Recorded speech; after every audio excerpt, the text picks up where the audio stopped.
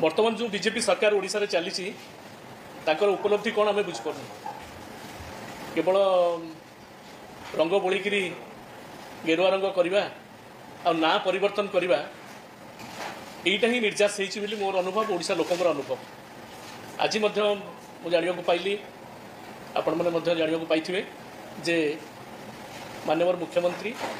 आम शासन बोली गोटे नुआ कार्यक्रम को आज लॉन्च कर 24टा स्कीम रो नाम परिवर्तन होता आपन से विषय जानते बीजेडी गवर्नमेंट जोटा कालिया थिला सेटा सीएम किसान है ओडिशा मिलेट मिशन थिला अन्न अभियान है विजु स्वास्थ्य कल्याण योजना जोटा थिला गोपबंधु जन आरोग्य योजना है मो कॉलेज जोटा थिला आम गौरव आम कॉलेज है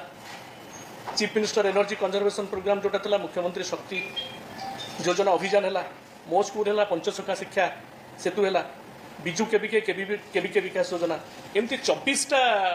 स्कीम जहाँ पूर्वतन मुख्यमंत्री नवीन पट्टनायक नेतृत्व में सरकार